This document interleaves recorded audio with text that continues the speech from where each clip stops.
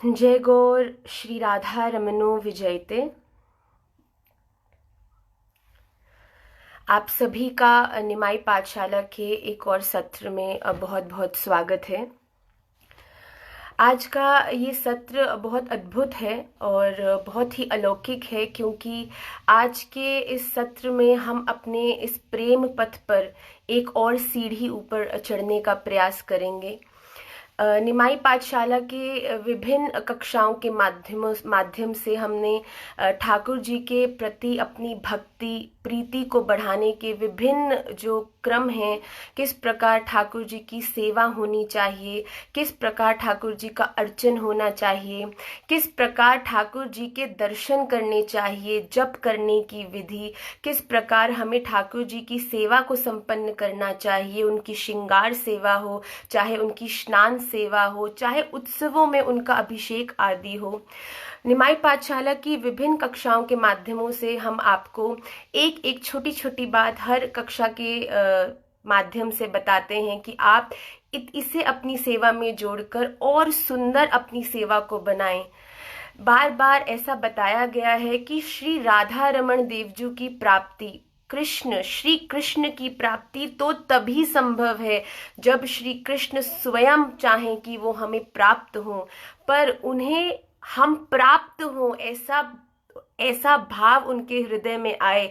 वो कैसे आएगा, उस भाव को उद्यत करने के जो भाव हैं, तरीके हैं, उन्हें इस कक्षा के माध्यम से हम बार बार आपको बताने का प्रयास करते हैं। तो आज भी इस कक्षा में हम अपने इस प्रेम की यात्रा में एक और बहुत सूक्ष्म बहुत महत्वपूर्ण बात जानेंगे, जो हम सबको शायद मालूम हो, पर आज विशेष ये है कि आज हम न केवल उनके बारे में जानेंगे, पर आज हम उनके बारे में जो चिन्ह है, जो भाव है, उसके पीछे जो उसका मतलब है, उसको भी जानने का प्रयास करेंगे। आइए अविलंबित रूप से, जैसा कि आप सबको पहले कक्षा में बताया गया है कि आज हम श्री ठाकुर जी के चरणों में विद्यमान जो 19 चरण चिन्ह है, उनके बारे में आज इस कक्षा में हम चर्चा करेंगे। आप सभी लोग जानते होंगे कि उनके चरणों में चिन्ह हैं, ठाकुर जी के चरणों में 19 श्री चिन्ह हैं, पर आज हम उनके उन चिन्ह के पीछे का जो भाव है, जो हमारे आचार्यों ने हमें बताया है, गुरुदेव ने हमें इसके बारे में हमको जो हमारा प्रकाश हम पे डाला है, तो वो आज हम कक्षा में उसके बारे में चर्चा करने का प्रयास करेंगे। श्री ठाकुर जी के, श्री राधा रमण देवजू के चरणों में 19 चिन्ह हैं और श्री राधा रानी के चरणों में भी 19 भिन्न चिन्ह हैं, और श्री राधा माधव, श्री राधा रमण और श्री राधा रानी के मिलित तनु श्रीमन चैतन्य महाप्रभु जी के चरणों में 32 चरण चिन्ह हैं। हम आज की इस कक्षा में श्री राधा रमण देवजू के, श्री कृष्ण, श्री ठाकुर जी के चरणों में जो 19 चिन्ह हैं, उनके बारे में चर्चा करेंगे, और फिर भिन्न सत्र में हम श्री राधा रानी के चरण चिन्ह और श्रीमन चैतन्य महाप्रभु जी के जो चरण चिन्ह हैं, उनके बारे में भी हम जानने का प्रयास करेंगे। हमारे आचार्यों ने, गुरुदेव ने बार बार कथाओं में, अपने लिखित संस्करणों के माध्यम से बार बार श्री ठाकुर जी के चरणों की महिमा का गान किया है। हमने जब कक्षा में पूर्व श्री ठाकुर जी के दर्शन करने जाने का भी जो विधि है, किस प्रकार श्री ठाकुर जी पर हमें अपनी दृष्टि करनी चाहिए, तो वो भी सर्वप्रथम जब हम श्री मंदिर में जाएं तो सबसे पहले दर्शन श्री ठाकुर जी के चरणों का करें, चरणों के बाद हम ठाकुर जी के दर्शन करते हुए ऊपर बढ़ते हैं। उसी प्रकार श्री ठाकुर जी के चरणों की जो महिमा है, उसका बारंबार गुणगान हमारे आचार्यों ने किया है। केवल आचार्यों ने ही नहीं, बल्कि श्री गोपिकाएं, जिन्होंने श्री ठाकुर जी के प्रेम रस की सर्वोच्चम जो स्थिति है उसको प्राप्त किया है, उन्होंने भी अपने प्रेम के गीत में, विरह के गीत में, श्री गोपी गीत में सभी ठाकुर जी के हस्त कमल को, ठाकुर जी की कथा को, ठाकुर जी के हर भाव का स्मरण करा है और ठाकुर जी को पुकारा है, पर केवल श्री ठाकुर जी के चरण ही एकमात्र ऐसे हैं जिनका 5 बार श्री गोपिकाओं ने गोपी गीत में ध्यान किया है, ध्यान कर कर श्री ठाकुर जी से उनके दर्शन की याचना करी है। प्रणत देहिनां पापकर्षणं तृणचरानुगम श्रीनिकेतनम फणिफणार्पितं ते पदाम्बुजं कृणु कुचेषुना कृंदि हृच्छयम। ये पहली बार श्री गोपिकाओं ने कहा है कि आपके चरणों की महिमा अत्यंत है और ये चरण कमल आप हमारे मस्तक पर धरें। फिर गोपिकाओं ने फिर श्री ठाकुर जी का चरणों का ध्यान करते हुए विरचिता भयम वृष्णिधूर्यते चरण मीयुषाम संसृतेर भयात कर सरोरुहम कांत कामदम शिरसि देहिना श्री करग्रहम। फिर गोपिकाओं ने पुनः ठाकुर जी के चरणों की महिमा का गान किया है, उनका ध्यान किया है। फिर बाद में पुनः उन्होंने चलसी यद व्रजा चारयन पशु नलिन सुंदरम नाथ ते पदम शिल तृणाकुरई सीदती तीनः कलिलता मनः कांत गच्छति। फिर पुनः उन्होंने श्री ठाकुर जी के चरणों का ध्यान किया है, गुणगान किया है और फिर प्रणत कामदम पद्मजार्चितम धरणि मंडनम ध्येयमापदि चरण पंकजम शंतमम चते रमन नस्तने श्वर्पयादिहन। फिर पुनः गोपिकाओं ने श्री ठाकुर जी के चरणों की महिमा ध्यान करी है कि आपके चरण कमल अति कोमल हैं, आपके चरण कमल अति श्रेष्ठ हैं, हमारे हृदय में जलती उस अग्नि को शांत ही आपके चरण कमलों का जो शीत है वो कर सकता है।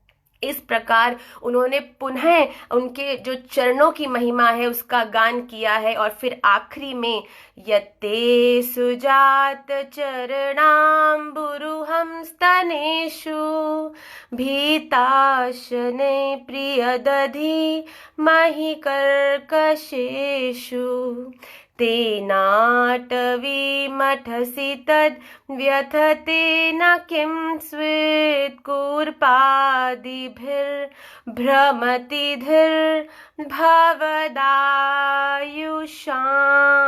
नः। अति सुकोमल चरण श्री ठाकुर जी के गोपिकाओं ने उनको प्रार्थना करी है, उनको प्रणाम किया है। तत्पश्चात रुरुदु सुस्वरम राजन, गोपिकाओं ने रोकर ठाकुर जी को बुलाया और ठाकुर जी ने पीतांबर को उलट दिया और अपने दर्शन देकर गोपिकाओं को प्रसन्न कर दिया। तो हमने ये बार बार ठाकुर जी के चरणों की महिमा की, ठाकुर जी के पूर्ण रस जो विद्यमान है या तो ठाकुर जी के ओष्ठ में है या ठाकुर जी के चरणों में है। अगर एक दुग्ध में आप केसर, बादाम, पिस्ता डालते हैं तो जितना भी पिस्ता बादाम है, जो भी मेवा है वो सारा दुग्ध के नीचे आके रुक जाता है और केसर आदि जो है वो दुग्ध में ऊपर तैरने लगती है। तो ठाकुर जी के चरणों को भी रस से परिपक्व कहा है, पूर्णता रस ठाकुर जी के चरणों में विद्यमान है और हर वैष्णव को ठाकुर जी के चरणों का ध्यान करना चाहिए, उनके चरणों में अपनी प्रीति बढ़ानी चाहिए। जब भी भजन में विद्यमान हो तो उनके चरणों का ध्यान अवश्य करना चाहिए। तो गुरुदेव ने कहा है जब मन विचलित होता है और भजन नेत्र बंद करके करने में आपका मन इधर उधर भटकता है क्योंकि चंचल है, तो आप अपने नेत्र खोलकर ठाकुर जी के चित्रपट या श्री विग्रह के सामने बैठकर उनके चरणों का ध्यान करते हुए, उनके चरणों को देखते हुए आप अपनी माला, अपना भजन करें। उससे आपका जो भजन है वो और परिपक्व होता है, वो और प्रगाढ़ होता है, आपकी जो भजन में रुचि है, मन है, वो ज्यादा लगने लगता है।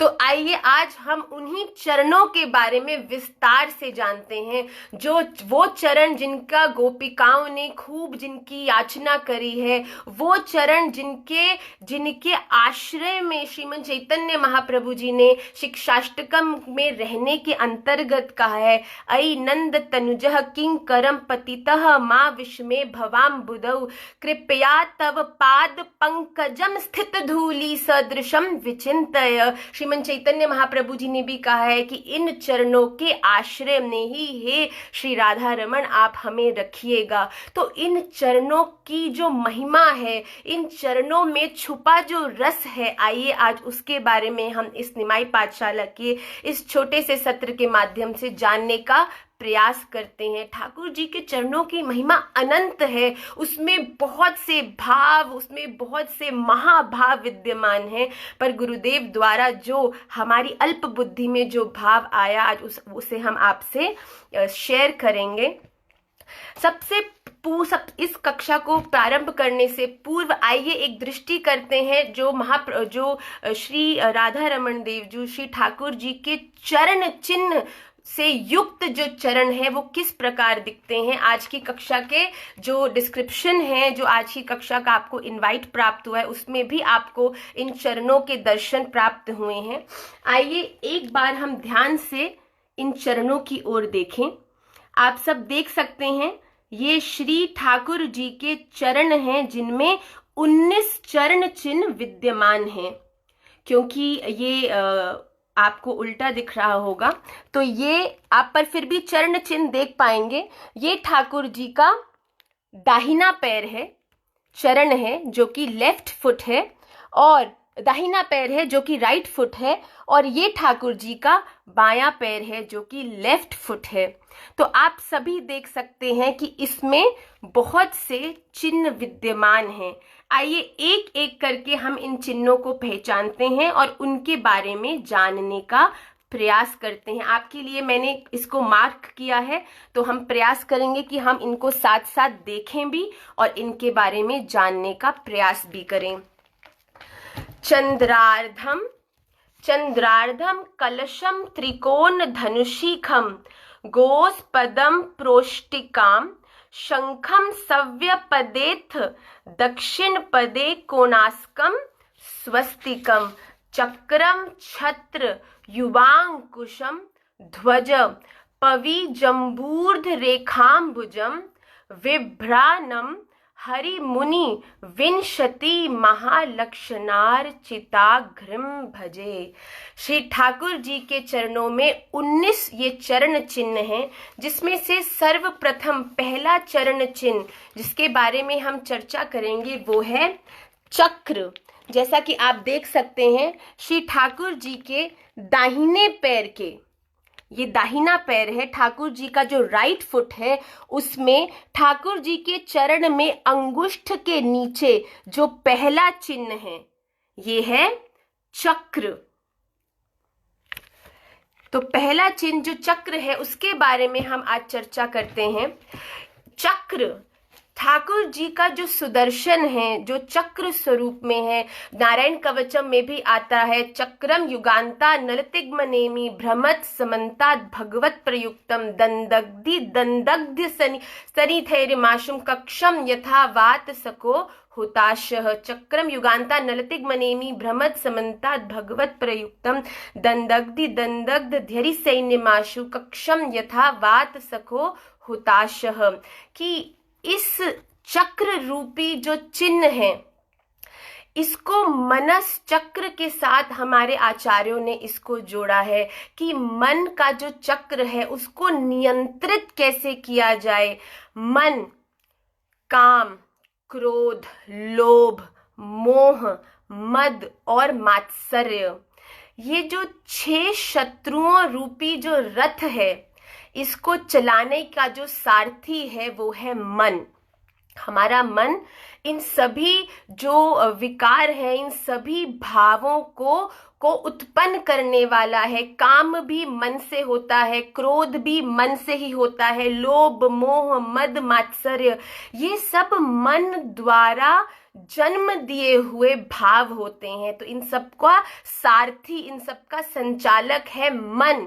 और श्री ठाकुर जी के चरणों में जो ये चक्र रूपी चिन्ह है, ये उस तेजस तत्व का प्रतीक है जो इस मनस चक्र को नियंत्रण में रखता है। जब जिस भक्त की प्रीति श्री ठाकुर जी के चरणों में होती है, उसका जो मन है वो समय के साथ भजन के मदद से वो जो मन है वो नियंत्रित होना जानता है। और फिर जब मन नियंत्रित होने लगता है, तब अंतःकरण से जो उत्पन्न अपराध होते हैं साधुओं के प्रति, संतों के प्रति, वैष्णवों के प्रति, और जो पाप हमसे हो जाते हैं, ये चक्र जो है उन सभी पापों को नष्ट कर देता है। तो श्री ठाकुर जी के चरणों में विद्यमान चक्र उस तेजस तत्व का प्रतीक है जो एक वैष्णव के जीवन में जो मन की चंचलता है उसको नियंत्रित करता है, और सभी अपराध उत्पन्न जो हुए हैं उन्हें काटने में, उन्हें हटाने में, उन्हें नष्ट करने में एक साधक की मदद करता है। तो प्रथम जो चिन्ह श्री ठाकुर जी के अंगुष्ठ के नीचे हमने देखा वो है चक्र, जो कि हम सभी के भजन की मदद से श्री ठाकुर जी के चरणों में जो शरणागत होते हैं वो इस भाव को समझेंगे और अपने जीवन में उत्पन्न होने वाले हर अपराध से आपको ये चक्र बार बार बचाता है। तो जब भी हम सुबह अपने भजन में बैठें तो श्री ठाकुर जी के चरणों का ध्यान कर इन सभी चरण चिन्हों पर पुनः चिंतन कर अपने जीवन से अनर्थ की जो है, अनर्थ को आप उसको हटाइए, उसका नष्ट कीजिए। तो प्रथम चक्र, चक्रम युगांता नलतिग मनेमि भ्रमत समन्तात भगवत प्रयुक्तम दंदग्धि दंदग्धि स्तरिदय निमाशम कक्षम यथा वात सखो हुताश। ठाकुर जी के चरणों के में जो चक्र है उसका ध्यान करने से सब प्रकार के, इसमें इतनी शक्ति है कि वो सब प्रकार के अपराधों से हमें मुक्त करने में सामर्थ्य है उसकी। तो हम सब उसका ध्यान करें। जो द्वितीय जो चिन्ह है श्री ठाकुर जी के चरण में वो है छत्र। आप देख सकते हैं दूसरे नंबर पे ये ठाकुर जी के दाहिने पैर के ही, राइट पैर के ही चक्र के नीचे जो दूसरा चिन्ह है वो है छत्र। छत्र किसका प्रतीक है? छत्र प्रतिष्ठा का प्रतीक है।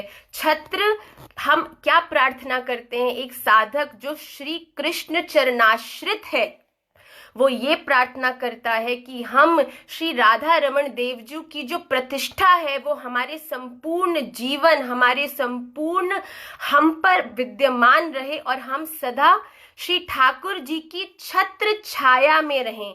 और इन भौतिक कष्टों को का जो अविराम कभी खत्म होने वाली लालसाएं हैं, जो कभी ना खत्म होने वाली इच्छाएं हैं, जो कभी न पूरी होने वाली आकांक्षाएं हैं, इनकी जो इस संसारिक रूप से जिस स्थान पर हम विद्यमान हैं, जहां पर इन सभी व्यवहारिक चीजों का कोई अंत नहीं है, जहां पर इन व्यवहार की वर्षा हो रही है, हे ठाकुर जी हम आपकी इस छत्र की छाया में रहें और इन अविराम जो अविलंबित अविराम रूप से होने वाली जो वर्षा है, जो कभी खत्म नहीं होने वाली इन इच्छाओं की, इन अभिप्साओं की, इससे हमें मुक्त करें और सदा अपने भजन की, अपने प्रेम की, अपने आनंद की छत्र छाया में ही हमें रखें। तो एक साधक जब भी श्री ठाकुर जी के चरणों में विद्यमान छत्र को देखता है तब स्वयं को उस छत्र के अंतर्गत श्री ठाकुर जी के प्रेम रस के भीतर देखता है कि हे ठाकुर जी आपके इस छत्र के बाहर जीवन में बहुत आकर्षण है, माया देवी ने खूब सुंदर व्यवस्था करी है, पर आप ऐसी कृपा करें कि मैं इस आपकी इस छत्र साया से बाहर ना निकलूं और ये जो वर्षा सतत चलती आ रही है, जो कभी किसी को भी तृप्ति नहीं देने वाली, इससे मैं सदा बचा रहूं। इस प्रकार की प्रार्थना श्री ठाकुर जी के दाहिने चरण के द्वितीय चिन्ह जो कि छत्र है उससे हम उससे हम प्रार्थना करते हैं। तीसरा चरण चिन्ह जो श्री ठाकुर जी के चरणों में आपको प्राप्त होता है वो है, आप अगर देखेंगे श्री ठाकुर जी के चरणों में ये है चक्र, ये है छत्र, और फिर छत्र के बिल्कुल साथ में है ध्वज। ठाकुर जी के दाहिने चरण के का तीसरा चिन्ह जो कि आप सब इस समय देख सकते हैं वो है ध्वज। ध्वज किसका प्रतीक है? अगर कभी आपने युद्ध देखा हो तो पहले समय में जब युद्ध होता था और कोई राज्य किसी अन्य राज्य पे विजेता प्राप्त करता था तो वो किस प्रकार से प्रमाणित होती थी? जब जिस राज्य ने उसको जीता है उसका ध्वज दूसरे राज्य पे विद्यमान होता है। तो जो ध्वज है वो विजयता का प्रतीक है। और हम जब भी हम ठाकुर जी के चरणों में ध्वज दर्शन करते हैं तब हम क्या प्रार्थना करते हैं कि हे ठाकुर जी, जैसे ध्वज विजयता का प्रतीक है वैसे ही हमारे हृदय पर भी सदैव आपके प्रेम का जो ध्वज है वो लहराता रहे। हम हर प्रकार के जीवन में बहुत से कष्ट हैं, जीवन में बहुत से व्यवधान हैं, बहुत से आकर्षण हैं, पर इन सब को विजय करके, इन सबको हराकर आपका जो प्रेम रस है उसी की ही विजयता हमारे हृदय पर हो, पूर्ण रूप से वो ही हमारे हृदय में विद्यमान रहे और बाकी सब हार जाएं और आपका प्रेम, आपके चरणारविंद ही सदा मेरे हृदय पर व्याप्त रहें। तो श्री ठाकुर जी के चरणों में ध्वज दर्शन करते हुए हम अपने संपूर्ण पर श्री ठाकुर जी की विजयता की घोषणा करते हैं कि हम नहीं, हम जो भी हैं वो आप ही हैं।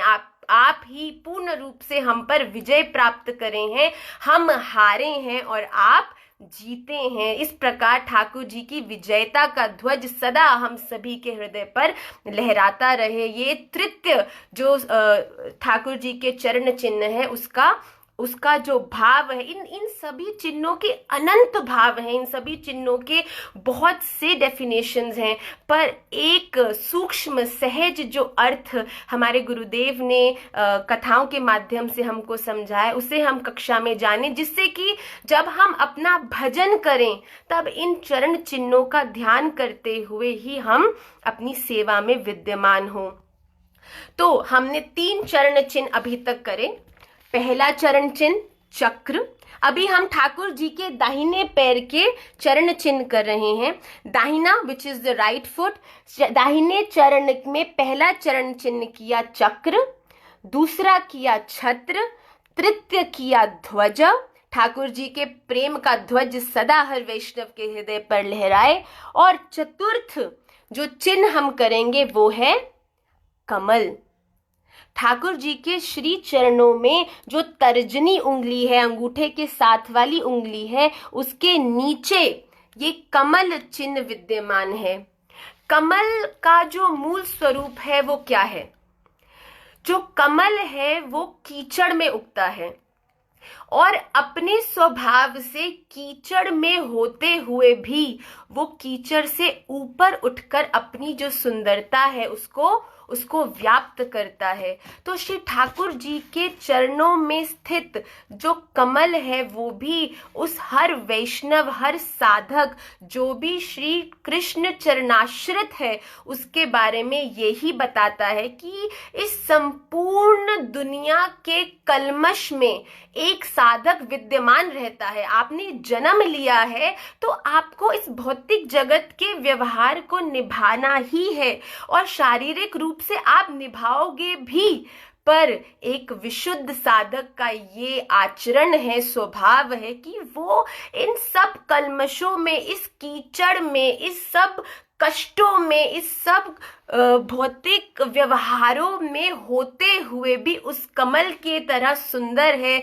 उस कमल की तरह अपने भजन में विद्यमान है। जैसे कि जब एक कमल कीचड़ से ऊपर उठ के अपनी सुंदरता से सभी जनों को आकर्षित करता है, वैसे ही एक साधक भी अपने जीवन में इन सभी व्यवहारों में होते हुए भी अपने भजन के माध्यम से श्री ठाकुर जी की दृष्टि पाने में सक्षम होता है। वो अपने भजन से, अपने ध्यान से, अपने प्रेम से इतना सुंदर हो जाता है कि इस इतने इतने कीचड़ में होता हुआ भी वो श्री ठाकुर जी को बहुत सुंदर दिखता है। तो एक साधक के जीवन का ये एक लक्ष्य है कि वो डरे नहीं।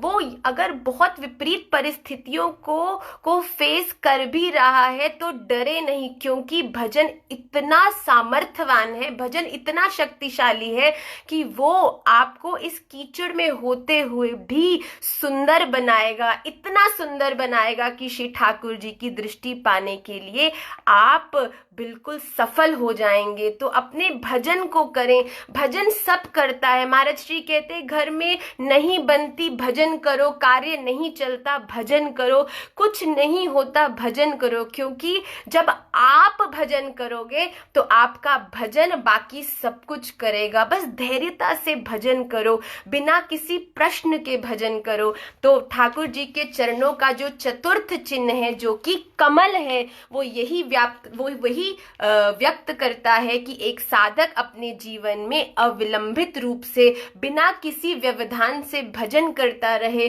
प्रत्यक्ष भजन नहीं हो तो मानसी भजन करे, मौन रूप से भजन करे, और ऐसा भजन करने से वो हर प्रकार की विपरीतता में होते हुए भी श्री ठाकुर जी की दृष्टि पाने में सक्षम होगा। यही ये कमल हम सभी को व्यक्त करता है। तो आइए ठाकुर जी के चरणों में जो अगला चरण चिन्ह है, जो कठोरता का प्रतीक है, वो है वज्र। अगर आप देख सकते हैं, मैंने 5 नंबर इसको डाला है। 5th नंबर पर है वज्र। पहला चक्र, फिर छत्र। हर वैष्णव को ठाकुर जी के चरणों में जो 19 चिन्ह है वो पता होनी चाहिए। तो आप सबसे प्रार्थना है, अगर आप कर पाए तो इनको आप कंठस्थ भी करें। चक्र, छत्र, ध्वजा, कमल और फिर वज्र। ठाकुर जी के दाहिने पैर में ही ऊपर की ओर एक और चिन्ह है, जो कि है वज्र। वज्र एक बहुत ही कठोर शस्त्र माना जाता है, इंद्र का शस्त्र है, जो बहुत कठोर है, जो किसी भी चीज को तहस नहस करने में सक्षम है। तो वज्र रूपी चिन्ह जो श्री ठाकुर जी के चरणों में है, वो क्या बताता है कि ठाकुर जी की शरण में आए विशुद्ध साधकों को श्री ठाकुर जी सब बुरे फलों से, जो भी बुरे कर्म उन्होंने किए हैं, वज्र की क्या सामर्थ्य है कि वो हर चीज को तोड़ सकता है। कड़ी से कड़ी चीज को भी चूर चूर करने में उसकी सामर्थ्य है। तो ठाकुर जी के चरणों में जो वज्र है, वो एक साधक को बार बार ये रियलाइज कराता है, उसको ये संतावना देता है कि चिंता मत करो, तुम्हारे जीवन में पूर्व में घटे बुरे से बुरे कर्मों का भी जो फल है, उन्हें नष्ट करने की सामर्थ्य मेरे चरण रखते हैं। अगर एक साधक अपने जीवन में विशुद्ध, बिल्कुल प्योर हार्टेडली श्री ठाकुर जी के चरणों का ध्यान करता है, उसका भजन करता है, तो वो अपने जीवन में पूर्व में करे हुए जितने भी कार्य है, कर्म है, उनसे उत्पन्न होने वाला जितना भी बुरे से बुरा प्रारब्ध है, ठाकुर जी के चरण कमल उस पूरे से पूरे प्रारब्ध को भी चूर चूर करने में सक्षम है। तो अगर साधक ठाकुर जी के चरणों का केवल ध्यान करे, उनसे प्रेम करे, तो जीवन में विपरीत से विपरीत कर्म को भी पार कर वो श्री ठाकुर जी का प्रेम रस आस्वादन करने के लायक बनता है। ये है श्री ठाकुर जी के चरणों की महिमा, जो आपके करे हुए बुरे से बुरे कर्म को भी तोड़ कर, चूर चूर कर कर आपको श्री ठाकुर जी के योग्य बनाता है, ठाकुर जी के ग्रहण करने लायक बनाता है। तो हम सभी को श्री ठाकुर जी के चरणों में जो वज्र है उसका ध्यान करते हुए यही प्रार्थना करनी चाहिए कि जो अविवेक में, जो बिना सोचे समझे मुझसे अपराध हुए हैं, संतों का अपमान हुआ है, सेवा नहीं हुई है, हे ठाकुर जी आपका वज्र उन सभी बुरे प्रारब्धों को काट कर मुझे सुंदर बनाए, मेरे भजन को और सामर्थ्यवान बनाए, जिससे कि मैं और आपका भजन करूं और आपके प्रेम को प्राप्त करने योग्य बनूं। तो ठाकुर जी के चरणों में विद्यमान वज्र वो हम सभी को एक एक पूर्ण विश्वास दिलाता है कि कर्मों के द्वारा संचित फल भी हमें श्री ठाकुर जी को प्राप्त करने से नहीं रोक सकते। अगर प्रेम सत्य है, अगर हृदय में सत्य प्रेम उत्पन्न हुआ है, अगर विशुद्ध प्रेम है श्री ठाकुर जी से, तो चरणों का ध्यान कर वो वज्र पूर्व के सभी कर्मों को, अच्छे बुरे, इन सभी से हमें ऊपर उठाकर श्री राधा रमण देव जी के आरोग्य, उनके ग्रहण करने योग्य हमें बनाए। इस प्रकार ये वज्र प्रतीक करता है। तो षष्ठम जो चिन्ह है श्री ठाकुर जी के चरणों में, चक्र, छत्र, कमल, ध्वज, उसके बाद हमने किया पंचम वज्र, और उसके बाद जो षष्ठम है वो है अंकुश। अंकुश का क्या अर्थ हुआ आप सभी देख सकते हैं, ये है अंकुश नंबर 6।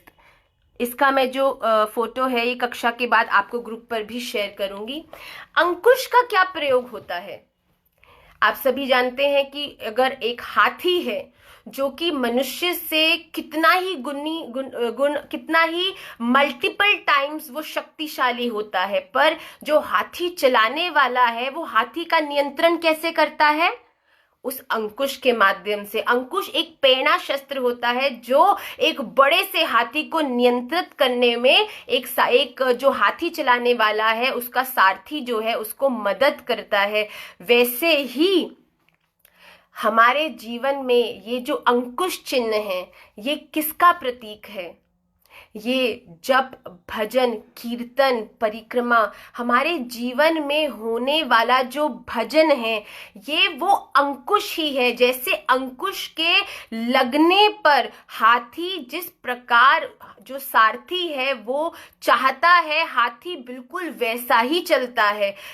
हमारे शास्त्रों में मनुष्य को भी हाथी ही कहा गया है, जो हर तरह से अपने व्यवहार, व्यापार, परिवार को साथ लेके चलना चाहता है, पर समय आने पर सब साथ छोड़ जाते हैं और काम आता है तो केवल एक हरि नाम।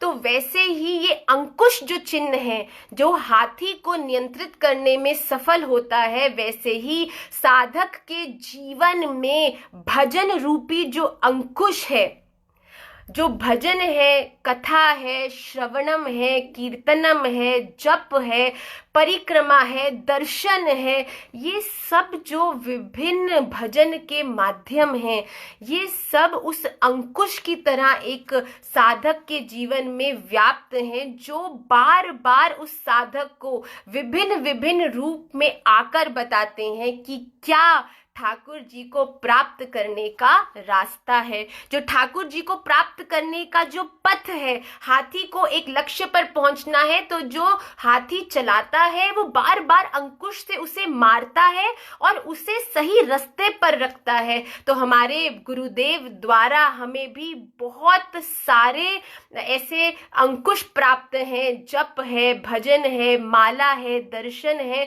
जो बार बार एक ठाकुर जी के प्रेमी को बार बार विभिन्न माध्यमों से सही रास्ते पर चलने का मार्गदर्शन प्रदान करते हैं। तो जब जीवन में, आपके जीवन में जब भी आप व्यथित होते हो, जीवन में कभी भी अपने मार्ग से गुम होने वाले होते हो, तो किसी ना किसी रूप से ठाकुर जी उस अंकुश को, चाहे गुरु के रूप में, चाहे संत के रूप में, चाहे कथा के रूप में, चाहे कीर्तन के रूप में आपके पास भेजते हैं, जिससे आप पुनः अपने उसी रास्ते पर आप व्याप्त होते हो, उस रास्ते पर चलने लगते हो। तो ठाकुर जी के चरणों में विद्यमान जो षष्ठम चिन्ह था वो है अंकुश। चक्र, छत्र, ध्वज, कमल, वज्र और अंकुश। अब जो सप्तम चिन्ह है उसको आप बहुत ध्यान से देखें। ठाकुर जी के चरण में जो अंगुष्ठ है उसके नीचे एक जौ, जैसे कनक का दाना होता है जिसकी आप रोटी खाते हैं, जौ का प्रतीक है, एक चिन्ह है। इस प्रकार का छोटा सा जौ का दाना होता है। ठाकुर जी के दाहिने चरण में अंगुष्ठ के नीचे ये चिन्ह है। अगर आप सब जानते ही होंगे कि जो कनक का दाना होता है, जौ होता है, वो बहुत छोटा सा होता है। तो छोटे कनक के दाने को क्यों ठाकुर जी चरण में धारण करेंगे? क्योंकि एक साधक, एक भजनानंदी वैष्णव के जीवन का सबसे सुंदर जो आकर्षण है वो ये है कि वो बहुत सहजता से छोटा होना भी जानता है। शिक्षाष्टकम में महाप्रभु जी कहते हैं कि तृणादपि सुनी चेन तरोरपि सहिष्णुना अमानी ना मान देन कीर्तनीय सदा हरि। जो भी वैष्णव भक्त श्री ठाकुर जी के चरणों का ध्यान करता है और उनके चरणाश्रित होता है, उस वैष्णव के जीवन में अपने आप का जो अहम है, अहंकार है, उसका कोई मूल्य नहीं रह जाता। उसे आनंद अपने आप को बड़ा करने में नहीं, बल्कि अपने आप को छोटे से तृणादपि, तृण से भी छोटा वो अपने आप को मानता है और दूसरों को अमानी ना मान देना और दूसरों के मान को और बड़ा से बड़ा करने की सामर्थ्य रखता है। आजकल की दुनिया में सब बड़े से बड़ा होना चाहते हैं, मैं ये, मैं वो, मेरा इतना भजन, मेरा उतनी परिक्रमा। पर एक विशुद्ध भक्त वो है जो अपने जीवन में छोटे से छोटा स्वयं होना जानता हो और बड़े से बड़ा दूसरों को मानता हो, हर एक जन का सम्मान करता हो। ऐसा भक्त ही श्री ठाकुर जी की दृष्टि पाने योग्य बनता है। तो ठाकुर जी के चरणों में जो जौ है, यव है, उसका चिन्ह देखकर यही एक भक्त को सदा स्मरण में रखना चाहिए कि जो ठाकुर जी के चरणाश्रित है, जो सत्य में श्री ठाकुर जी से प्रेम करता है, उसका स्वयं का अहंकार एक जौ के दाने के समान है। वो बिल्कुल अहंकारी हो ही नहीं सकता जो ठाकुर जी के चरणों का ध्यान करता है।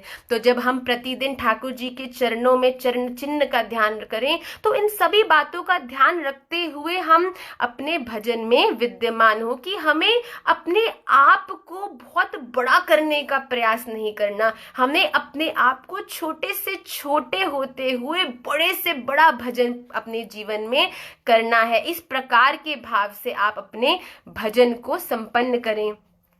तो हमने अभी किए 7th, हमने अभी जो चिन्ह किया वो था जौ, चक्र, छत्र। मैं बार बार इसीलिए रिपीट कर रही हूं जिससे आपको याद हो। चक्र, छत्र, ध्वज, कमल, वज्र, अंकुश। उसके बाद जौ, जो हमने 7वां किया। अब 8वें के रूप में जो 8वां चरण चिन्ह है ठाकुर जी के, जो दाहिना पैर है, दाहिना चरण है, उसमें जो 8वां चिन्ह है उसको आप ध्यान से देखिए। ये एक ऊर्ध्व रेखा है। ये अंगुष्ठ से प्रारंभ होती हुई ठाकुर जी के चरण के मध्य तक आती है। बहुत ध्यान से आप देखिए। जो दाहिना चरण है, ठाकुर जी का जो राइट पैर है, उसके अंदर एक ऊर्ध्व रेखा व्याप्त है। ये ऊर्ध्व रेखा किस चीज का प्रतीक है? ये ऊर्ध्व रेखा एक वैष्णव के जीवन की ऊर्ध्व गमन शीला वृत्ति को का प्रतीक है। उसके सदैव हाई थिंकिंग, सेल्फलेस एटीट्यूड उसका प्रतीक है। एक वैष्णव अपने जीवन में सदा ऊंची सोच रखता है। जीवन की विपरीत से हमारे जीवन में कुछ विपरीतता घटती है तो हम ठाकुर जी की प्रत्यक्षता, ठाकुर जी के होने पर प्रश्न आदि करने लगते हैं कि हम इतने समय से भजन कर रहे हैं, हम इतने समय से प्रार्थना कर रहे हैं, पर कुछ जीवन में हो नहीं रहा। पर एक विशुद्ध वैष्णव भक्त अपने जीवन में सदैव हाई थिंकिंग रखेगा, ठाकुर जी के प्रति भी और वैष्णवों के प्रति भी। बड़ी से बड़ी विपरीत परिस्थिति में भी सदा, see every situation has two sides.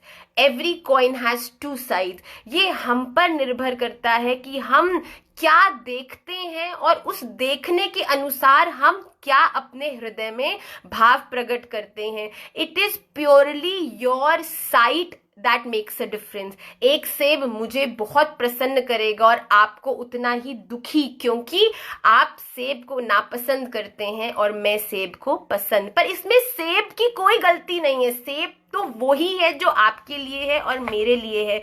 इसीलिए एक वैष्णव को, एक भक्त को सदा जीवन में पॉजिटिवली अपने कार्यक्रमों को संपन्न करना चाहिए। He should be selfless.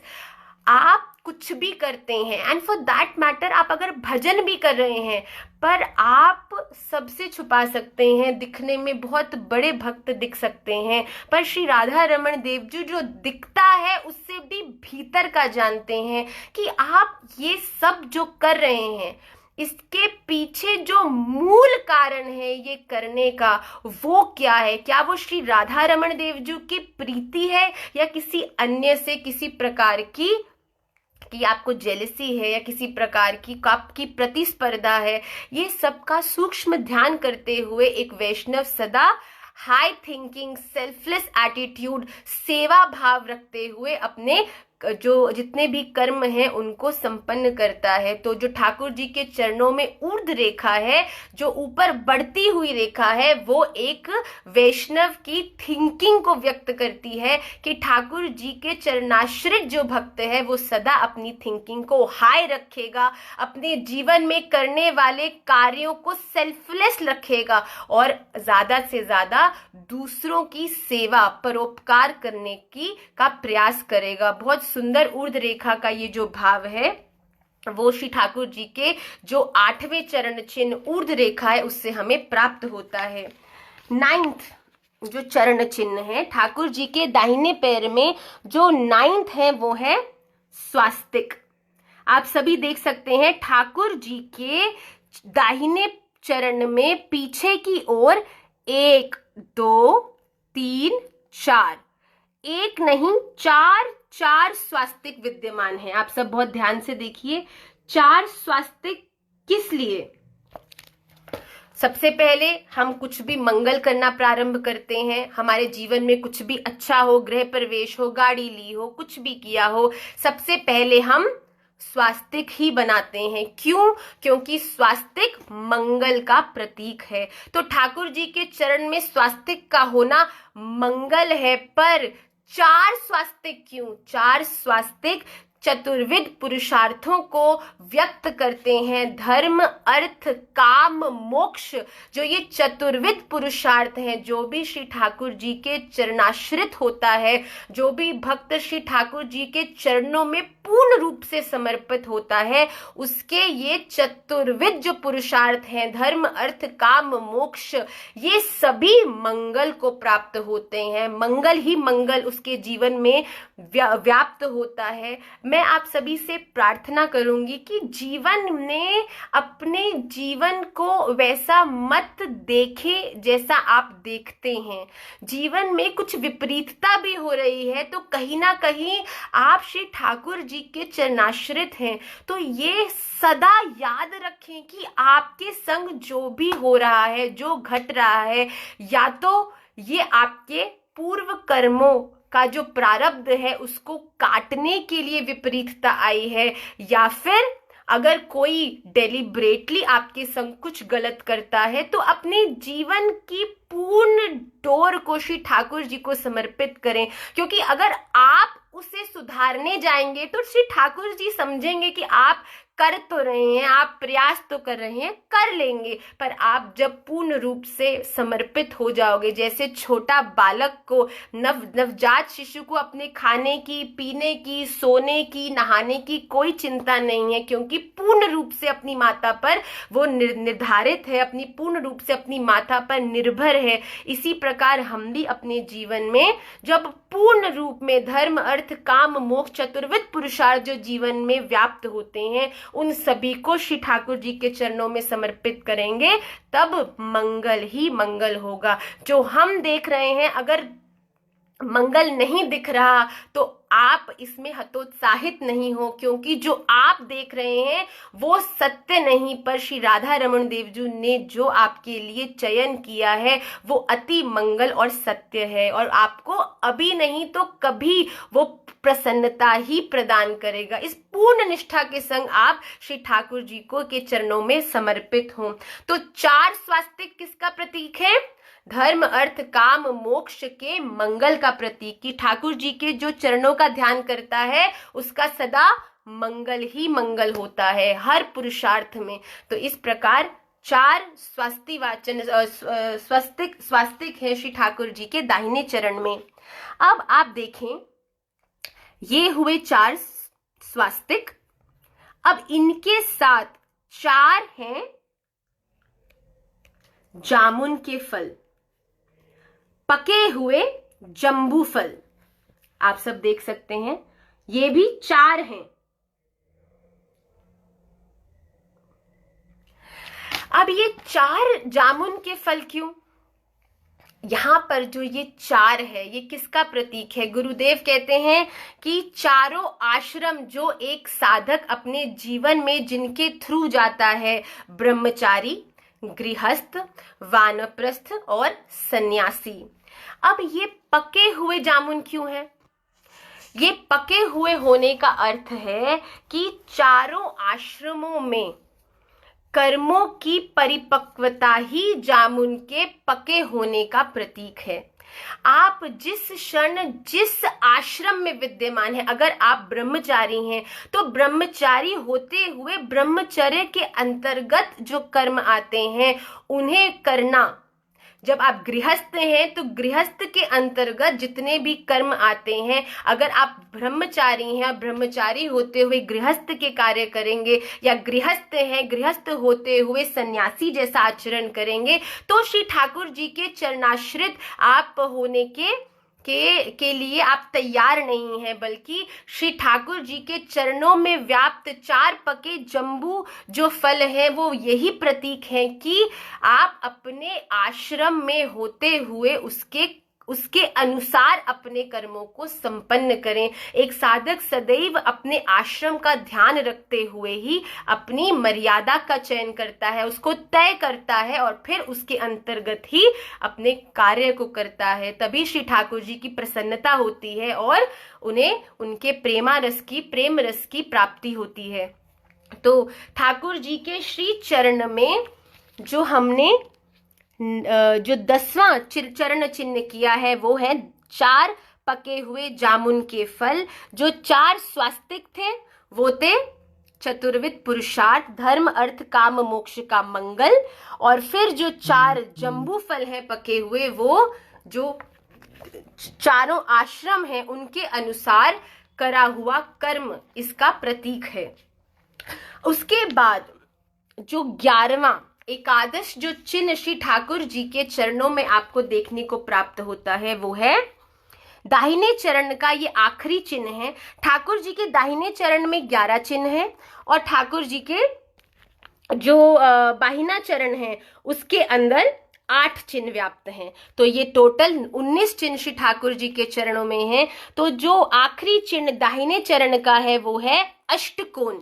आप सब देख सकते हैं 8 ट्राइंगल्स, 1 2 3 4 5 6 7 8, ये 8 कोण श्री ठाकुर जी के चरणों में विद्यमान है। आप बहुत ध्यान से इसे देखिए, ये 8 कोण श्री ठाकुर जी के चरणों में विद्यमान है। अब ये 8 कोण किसका प्रतीक है? 8 कोण अष्ट प्रकार की प्रकृति का संबोधन करते हैं। अष्ट प्रकार की प्रकृति पृथ्वी, जल, तेज, वायु, आकाश, मन, बुद्धि और अहंकार। दोबारा से, पृथ्वी, जल, वायु, तेज, आकाश, मन, बुद्धि, अहंकार। ये 8 प्रकार की जो प्रकृति है एक मानस की, जो भक्त जन श्री ठाकुर जी के शरण में आते हैं, श्री ठाकुर जी के शरणागत होते हैं, उन सभी की शुद्धि भगवान चरणावृंद का ध्यान करने से ही होती है। इन सभी प्रकार ये जितने भी प्रकार हैं प्रकृति के। एक साधक के जीवन में जैसे जैसे भजन बढ़ता है उसके जीवन की सात्विकता बढ़ती है, और जैसे जैसे जीवन की सात्विकता बढ़ती है वैसे वैसे इन सभी प्रकार की प्रकृतियों की शुद्धि होना प्रारंभ होता है। अपने जीवन में जो बुद्धि है वो भी श्री कृष्ण आश्रित होने लगती है। अपने जो बुद्धि में उत्पन्न होने वाले तर्क हैं वो भी समाप्त होने लगते हैं। मन भी ठाकुर जी में लगने लगता है, सेवा में लगने लगता है। अहंकार, क्रोध आदि पर नियंत्रण होने लगता है। अपना तेज बढ़ने लगता है, ठाकुर जी से प्रेम बढ़ने लगता है। तो ये अष्टकोण इन अष्ट प्रकार की प्रकृतियों का संबोधन करते हैं जिनकी शुद्धि श्री ठाकुर जी के चरणाविंद का ध्यान करने से संभव है, होती है। तो ये 8 कोण 8 प्रकार की प्रकृति का संबोधन करते हैं। तो हमने श्री ठाकुर जी के दाहिने पैर में 11 चरण चिन्ह किए हैं। चक्र, छत्र, ध्वजा, कमल, वज्र, अंकुश, जौ। उसके बाद हमने किए 4 स्वास्तिक, 4 पके जंबू फल और फिर अष्टकोण। अब आए हम बाहिने चरण की ओर। ठाकुर जी का जो बाहिना श्री चरण है उसमें सबसे पहला अंगुष्ठ के बिल्कुल नीचे जो चरण चिन्ह है वो है शंख। आप सभी ध्यान से देखें।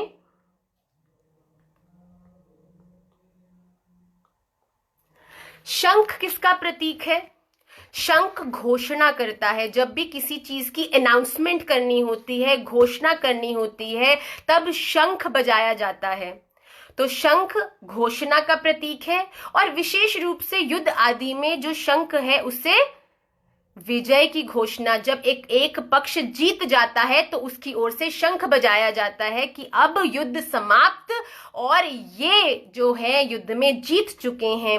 वैसे ही श्री ठाकुर जी के चरणों में जो शंख है वो क्या व्याप्त करता है, किस चीज का प्रतीक है? जो श्री कृष्ण चरणाश्रित जन हैं वो शंख को देखकर अपने जीवन के उस स्वभाव से, आचरण से ये व्यक्त करते हैं कि जैसे शंख बजाने से घोषणा होती है विजयता की, वैसे ही श्री कृष्ण चरणाश्रित श्री ठाकुर जी के चरणों में आए हुए सभी भक्त, ठाकुर जी के सभी वैष्णव जन, उनके प्यारे, सदा ही इस संसार में व्याप्त सभी दुखों से, सभी कष्टों से वो विजय पा चुके हैं। देखिए, जीवन में कष्ट कम होंगे, दुख कम होंगे, मैजिक होगा, ऐसा कोई भी गुरु, कोई भी आचार्य ने कभी नहीं कहा है। पर भजन से होगा क्या? भजन से जीवन में आने वाला कष्ट नहीं कम होगा, दुख कम नहीं होगा, बल्कि सत्य कहूं, जब विशुद्ध भजन घटता है तो जीवन में कष्ट और दुख ज्यादा आकर्षित होकर आते हैं, ये प्रयास कर कर कि शायद मैं इसका भजन भंग कर सकूं। पर एक विशुद्ध साधक की क्या क्वालिटी है कि वो अपने जीवन में भजन से श्री ठाकुर जी के प्रेम रूपी कवच को धारण करने में सक्षम हो जाता है। तो क्या होता है कि जीवन में कष्ट होता है, तकलीफें होती हैं, विपरीतता होती है, पर उन सभी से होने वाला जो कष्ट है, दुख है, उसका आभास होना कम हो जाता है। जैसे कि एक गैस पर 2 भगोने हैं, दोनों भगोने अति गर्म हैं, एक माता, दूध उबला, 2 माताएं भागी अपनी अपनी चूल्हे की ओर गैस को बंद करने के लिए। जैसी पहुंची, जैसी दूध उबलने ही वाला था तो एक माता ने क्या किया, सीधा हाथ से पतीले को पकड़ा और जैसे ही उठाया, इतना तीव्र गर्म पतीला था कि उसका हाथ भी जल गया, दूध भी गिर गया, सब कुछ नष्ट हो गया। पर दूसरी तरफ दूसरी महिला विवेकी थी, उसने क्या किया, उसने जल्दी जल्दी गई पर फिर भी उसने उस पतीले को अपने कपड़े से पकड़ा, साड़ी की जो कोना है उससे उस पतीले को पकड़ा और उसको नीचे धरा, जिससे पतीला अभी भी उतना ही गर्म था, पर उससे होने वाला जो ताप था वो उस महिला को, उस माता को, उसको पता नहीं चला। वैसे ही एक साधक के द्वारा जो भजनानंदी होते हैं, उनके जीवन में कष्ट भी आता है, दुख भी आता है, पर वो दुखी नहीं होते। वो ठाकुर जी के उस आनंद का आस्वादन आपने अगर किसी टेस्टी चीज का आस्वादन किया हो तो उससे कम टेस्टी आपको जमती नहीं है। तो वैसे ही ठाकुर जी का प्रेम रस जिसने आस्वादन किया हो उनके प्रेम रस का, वो इस संसार के दुखों में फंसता नहीं है। तो शंख इस बात की ही घोषणा करता है कि श्री कृष्ण चरणाश्रित जितने भी भक्तजन हैं, जितने भी वैष्णव हैं, वो इस संसार के दुखों से अप्रभावित हैं। उन्होंने इन सभी दुखों पर, विपरीतताओं पर विजय प्राप्त कर ली है, इसकी घोषणा करता है शंख। तो ठाकुर जी के चरणों में जो उनके बाहिने चरण में जो शंख है, वो एक साधक के जीवन में हर प्रकार की विजयता की घोषणा करता है। वो दुखों से ऊपर है, वो इस संसार चक्र से ऊपर है, वो सिर्फ और सिर्फ श्री ठाकुर जी के चरणों का ध्यान करने के लिए ही उद्यम करता है। बाकी सब चीजों से वो ऊपर उठ चुका है। तो इसके बाद शंख घोषणा करता है उस चीज की कि वो एक साधक अपने जीवन में अप्रभावित है। उसके बाद 13 जो चिन्ह है श्री ठाकुर जी के चरण में, जो कि बाएं पैर में ऊपर की ओर आप देखेंगे, ये आकाश का चिन्ह है। बहुत ध्यान से आप देखिए, ये 13वां चिन्ह है श्री ठाकुर जी के श्री चरण में, जो कि ठाकुर जी के बाहिने चरण में विद्यमान है। ये आकाश का स्वरूप है। और आकाश किस चीज का प्रतीक है? आकाश अनंतता का प्रतीक है। आकाश, स्काई इज लिमिटलेस। तो लिमिटलेस ही श्री ठाकुर जी का भी स्वरूप है। श्री राधा रमण देवजू आकाश की तरह अनंत हैं, और हम उनका अनुभव केवल श्री विग्रह में या केवल एक पर्टिकुलर जगह पे जहां हमारी निष्ठा है वहां नहीं करें, क्योंकि वो सर्वव्याप्त हैं। हम वैष्णवों की निंदा, साधु का सम्मान, गुरुदेव के द्वारा दिखाए पथ पे न चल के उसका अपमान करेंगे, पर ठाकुर जी के श्री विग्रह में निष्ठा रखेंगे तो बात नहीं बनेगी, क्योंकि ठाकुर जी ही साधु में भी विद्यमान है, गुरु में भी विद्यमान है, वैष्णवों में भी विद्यमान है।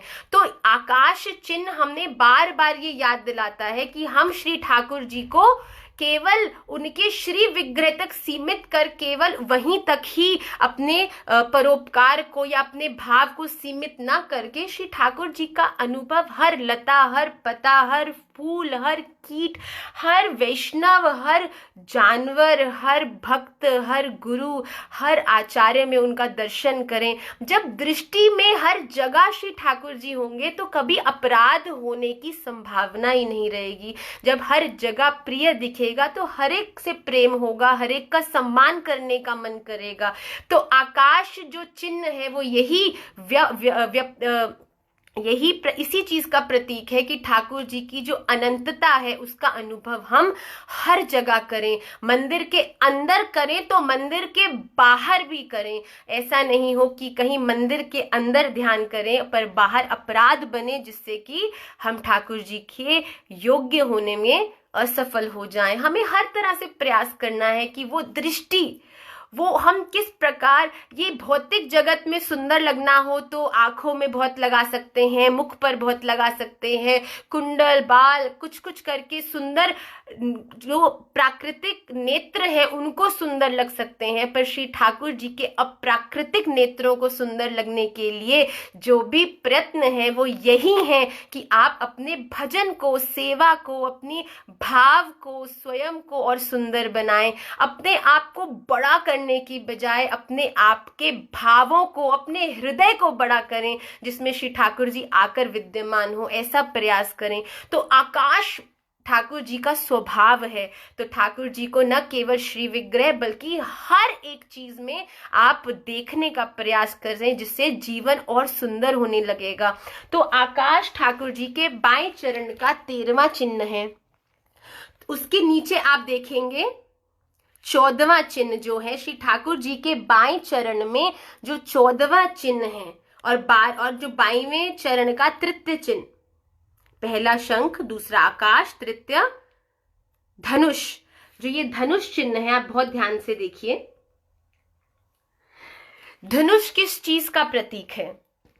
जब आप जानते हैं धनुष के संग तीर होता है, और जब तक तीर धनुष पे नहीं चढ़ेगा तब तक तीर अपने लक्ष्य पे लग ही नहीं सकता। ये मुमकिन ही नहीं है कि बिना धनुष पर चढ़े तीर अपने लक्ष्य पर लग जाए। तो जो ठाकुर जी के चरणों में धनुष रूपी चरण चिन्ह है, वो भी यही बात का प्रतीक है कि जब तक एक भक्त का मन, बहुत ध्यान से सुनिएगा, एक वैष्णव, एक साधक का जो मन है, जब तक वो श्री ठाकुर जी के चरण रूपी धनुष का चिंतन नहीं करेगा, जब तक आप श्री राधा रमण देव जी के चरणों का ध्यान, उनका मंगल स्वभाव, जब तक उनके चरणों का आप चिंतन नहीं करेंगे, तब तक श्री कृष्ण रूपी प्रेम, जो कि हर वैष्णव का, हर भक्त का, हर साधक के जीवन का एकमात्र लक्ष्य है कि श्री ठाकुर जी का प्रेम रस हमको प्रदान हो, हम उस प्रेम रस का स्वादन करें, श्री ठाकुर जी से हम प्रेम करें। तो वो प्रेम आप कब कर पाओगे? जब आपका मन रूपी तीर श्री ठाकुर जी के चरण रूपी धनुष का चिंतन करेगा, और जब आप ठाकुर जी के चरणों का ध्यान करते हुए सहजता से, सरलता से अपने मन को ठाकुर जी के चरणों पर रोकते हुए जब आप उनका ध्यान करोगे, श्री ठाकुर जी का चिंतन करोगे, उनको पुकारोगे, तब श्री ठाकुर जी का जो प्रेम रस है वो आप पर परिवर्षित होगा। तो जैसे धनुष पर तीर चढ़ता है और तीर पीछे खींचते हैं और फिर लक्ष्य पर वो तीर पहुंच जाता है, वैसे ही जब हमारा मन रूपी तीर श्री ठाकुर जी के चरण रूपी धनुष पर लगेगा, और फिर जब उसको चिंतन रूपी हम अपना अभ्यास उसमें बनाकर उसे पीछे खींचेंगे, और जब हम चिंतन करेंगे तो स्वतः ही ठाकुर जी का जो प्रेम है वो हमारे जीवन में परिवर्षित होने लगेगा। हम जितना जिसको जानने लगते हैं, श्री ठाकुर जी के बारे में जितना हम चिंतन करते हैं, लीला स्मरण करते हैं, कथा श्रवण करते हैं, मानसी में जाते हैं, उतना ही प्रेम प्रबल होने लगता है। तो जितना हम धनुष रूपी चिंतन को जितना हम अपने जीवन में विद्यमान करेंगे, उतना ही जीवन में जो रस है वो ऊर्ध्व गमन होगा और बढ़ने लगेगा। तो धनुष इसी बात का प्रतीक है कि हम एक साधक अपने जीवन में सतत श्री ठाकुर जी के चरणों का ध्यान करें। अब हम चलेंगे 15वें। हम लोगों ने अभी तक कौन से चरण चिन्ह किए हैं? दाहिने पैर में चक्र, छत्र, ध्वजा, कमल, वज्र, अंकुश, जौ, यव, उसके बाद 4 स्वास्तिक, 4 पके जम्बू फल, फिर अष्टकोण, उसके बाद बाहिना चरण। बाहिने श्री चरण में पहला चरण चिन्ह है शंख, फिर आकाश, फिर धनुष। उसके बाद जो 15वां चरण चिन्ह है श्री ठाकुर जी के चरणों में, वो है गैया का खुर। ध्यान से आप लोग देखिए, जो ठाकुर जी के बाहिने लेफ्ट पैर के मध्य में विद्यमान है गैया का खुर। अब इस खुर को चिन्ह रूप में क्यों ठाकुर जी धारण करते हैं? जैसा कि आप जानते हैं कि गैया अपने खुर से, गैया का जो खुर होता है वो हार्ड होता है, वो कठोर होता है। तो गैया अपने खुर से गड्ढा बनाती है। तो जब गैया गड्ढा बनाती है खुर से और उस गड्ढे के अंदर जल भर जाता है, वर्षा होती है, और गैया जहां खड़ी है वहां गड्ढा बनाया है, उसके अंदर वो जल भर जाता है, तो बहुत सहजता से गैया ने जो वो गड्ढा बनाया होता है उसको बहुत सहजता से वो पार करने में सफल होती है और अपनी जगह का परिवर्तन करती है। तो वैसे ही ये गैया का खुर क्यों बनाया है, क्योंकि ये हमें बार बार स्मरण दिलाता है कि जो भी जन श्री ठाकुर जी का चरण ध्यान करते हैं, अपने उनके चरणों का चिंतन करते हैं, उनके लिए भी ये भव सागर रूपी जो गड्ढा है, जो जिसके अंदर जल भरा है, ये जो भव सागर है, उससे पार करना एक साधक के लिए उतना ही आसान हो जाता है जैसे गैया का खुर से गड्ढा खोदना और सहजता से उसे पार करना। तो जो भी जन श्री ठाकुर जी से प्रेम करते हैं, उनके चरणों में पूर्ण रूप से समर्पित है, वो इस भवसागर से, मरने से, जीने से, वो किसी भी तरह के कष्ट से, किसी भी तरह की परिस्थिति से डरते नहीं हैं। उनके लिए ये भवसागर को पार करना बहुत सहज बन जाता है, क्योंकि उनके पास श्री कृष्ण प्रेम की जो ऊर्जा है, ध्वजा है, चक्र है, उनकी जो पूरी पूरी स्ट्रेंथ है श्री कृष्ण प्रेम की, उनको प्राप्त होती है, जिससे कि उनके लिए ये पूरे संसार के कष्टों को पार करके श्री कृष्ण में अपनी प्रीति को लगाना बहुत सहज हो जाता है, क्योंकि वो जानता है कि केवल श्री कृष्ण ही सत्य हैं और बाकी सब मिथ्या है। तो जब सत्य का ज्ञात है तो श्री ठाकुर जी के उस सत्य का चिंतन भी करना है, और जब वो चिंतन व्याप्त होगा तो आप देखेंगे कि आप एसी, हीटर, बड़े बड़े घरों में रहकर भी उस आनंद को प्राप्त करने में सफल या सक्षम नहीं है जितने एक ब्रज में बाहर सड़क पर बैठे साधु के आनंद में है। वो आपसे ज्यादा आनंदित होगा, वो आपसे ज्यादा प्रसन्न होगा। क्यों? क्योंकि उसने श्री कृष्ण के प्रेम रस का आस्वादन कर लिया है। तो हम भी अपने जीवन में उस भजन को प्रबल करें, जिससे कि ये भव सागर को पार करना एक साधक के लिए बहुत आसान हो जाए। 16वां चरण चिन्ह जो श्री ठाकुर जी के बाएं पैर के अंदर है वो है त्रिकोण, अ ट्रायंगल। आप बहुत ध्यान से इसको देखें। त्रिकोण ठाकुर जी के बाएं पैर में जो 16वां चरण चिन्ह है वो है त्रिकोण। अब त्रिकोण यहाँ दो तरह से विद्यमान है। त्रिकोण यहाँ पे दो चीजों को संकेत करता है। एक तो त्रितापों को, 3 तरह के ताप जो लिखे गए हैं, दैहिक, दैविक और भौतिक, और त्रिगुणात्मक जो स्वरूप है इस प्रकृति का, जो संपूर्ण प्रकृति जो 3 गुणों में विभाजित है, सात्विक गुण, रजोगुण और तामसिक गुण।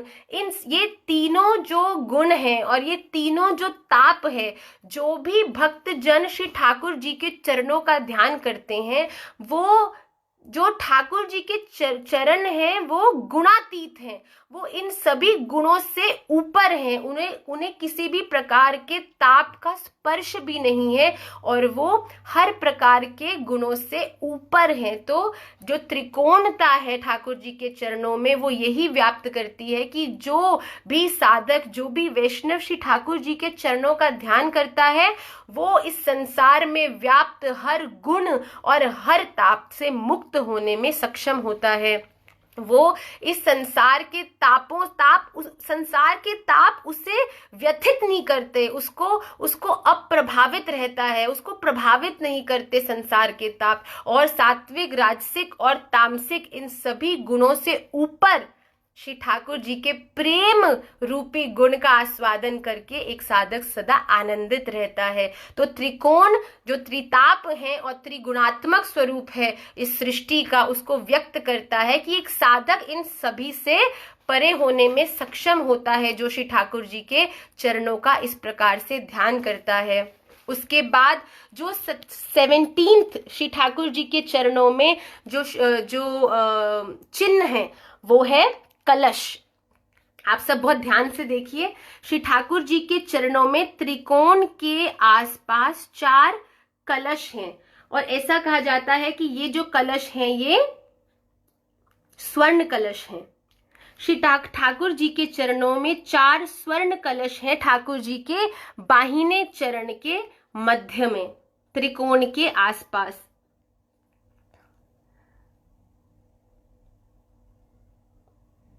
अब कलश किसका प्रतीक है?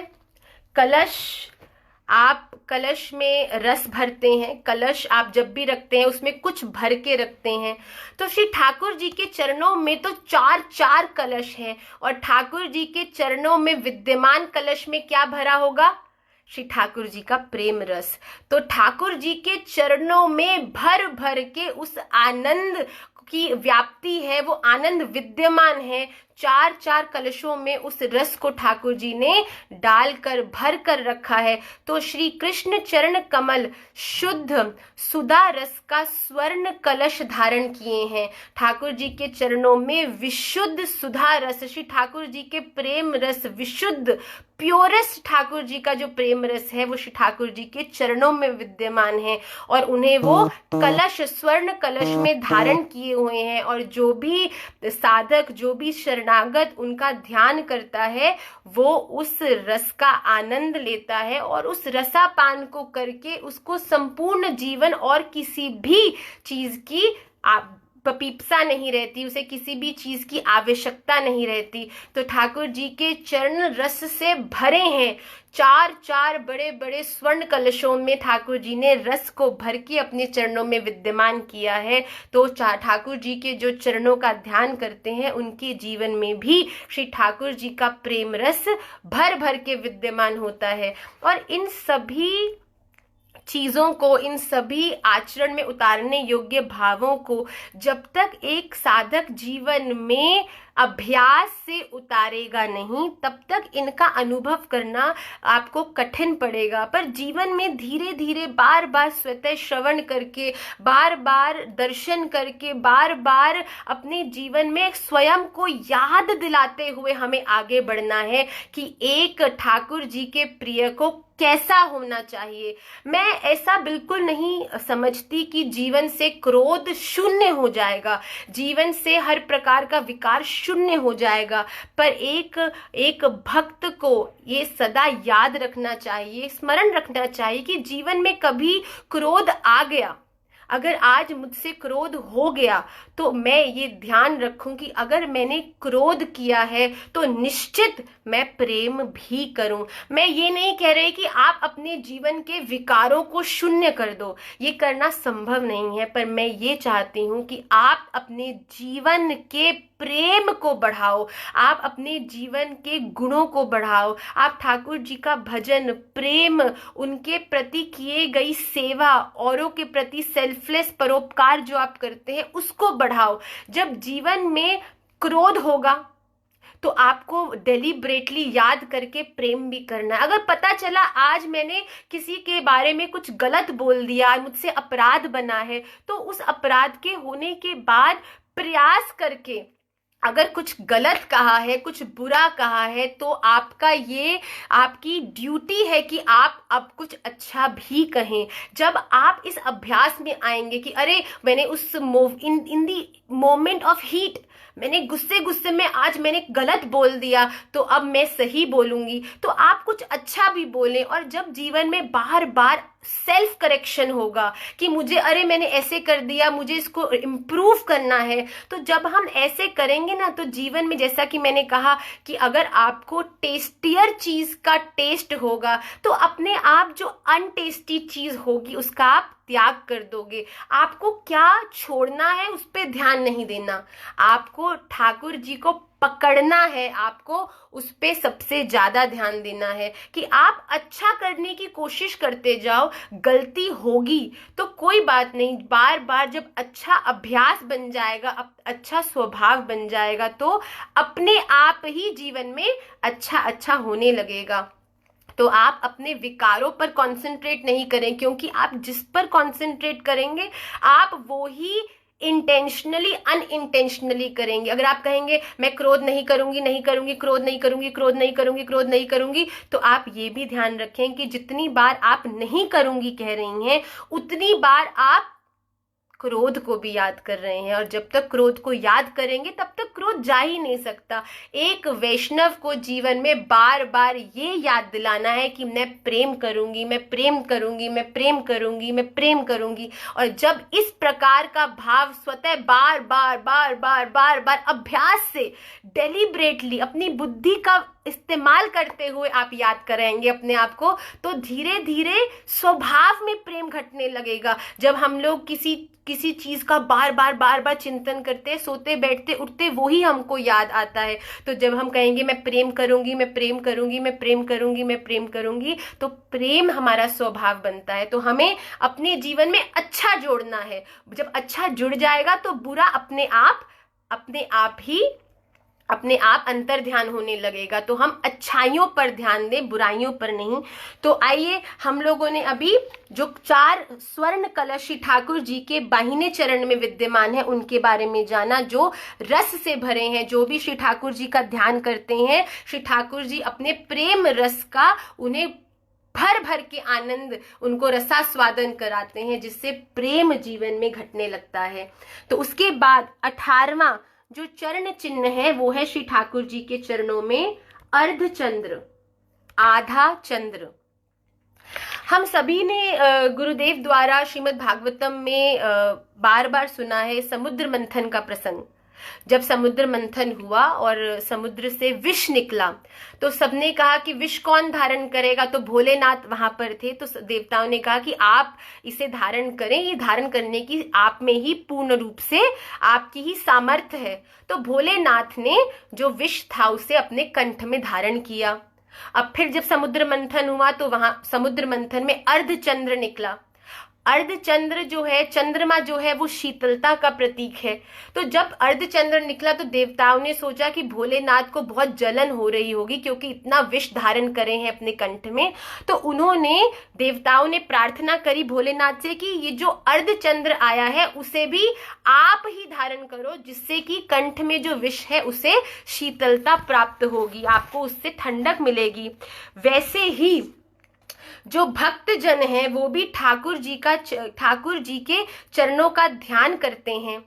उनके जीवन की जो भी भक्त श्री ठाकुर जी के चरणों का ध्यान करते हैं, जैसे श्री भोलेनाथ को अपने मस्तक पर अर्धचंद्र धारण करके जो कंठ में पड़ी विष थी उसकी जलन से उन्हें मुक्ति प्राप्त हुई, वैसे ही एक भक्त के जीवन में जब वो श्री ठाकुर जी के चरणों में जो अर्धचंद्र है उसके दर्शन करते हैं तो उनके हृदय में भी उस शीतलता का प्रवेश होता है। और जीवन में जितनी भी जलन, प्रतिस्पर्धा, उदासी, जो विष रूपी विकार हैं जीवन में, कि हमें जो जलन होती है, ईगो है, अहंकार है, किसी से प्रतिस्पर्धा है, क्रोध है, ये सब चीजें अपने आप उस भजन,